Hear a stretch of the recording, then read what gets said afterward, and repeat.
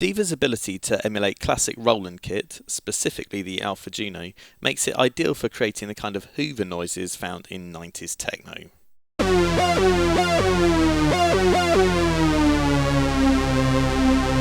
Start by selecting the Init Alpha patch from the 8 templates preset menu on the patches page.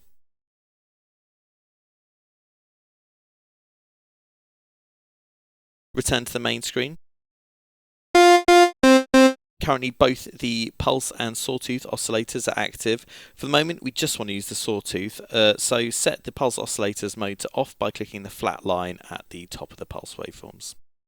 Alpha Juno's Hoover sound is a product of its unusual pulse width modulatable sawtooth oscillator. By default, the sawtooth oscillator is already set to the PWM mode, and you can hear the movement in the sound the PWM creates. LFO2 is modulating the pulse width, so turn its rate up to 2.5.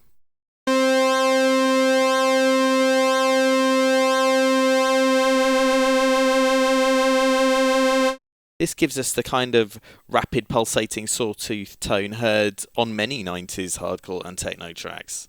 Turn the LFO2 modulation amount down to 18 in the oscillator window to make the pulse width modulation less severe.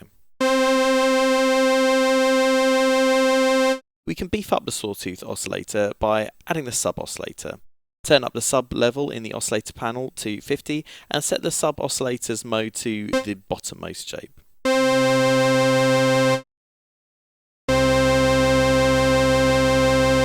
The sound is currently mono, so let's give it a touch of stereo width.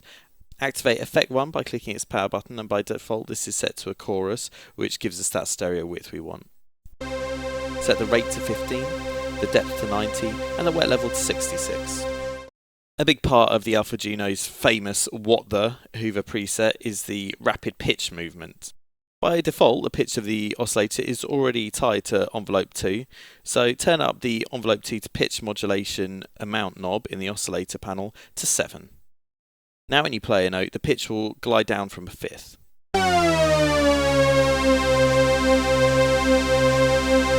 We also want the pitch to glide between notes. To do this, change the mode in the master panel from poly to mono and set the glide 1 parameter in the tuning panel to 20.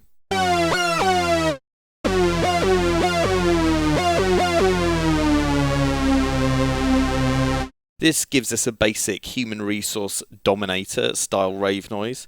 You can spice it up in a variety of ways, for instance by setting the second effect to reverb and turning it on, by reactivating the pulse oscillator and setting it to pulse width modulation mode. You can also mix some noise in, increase the level of pulse width modulation, and also apply some LFO modulated filter cutoff too.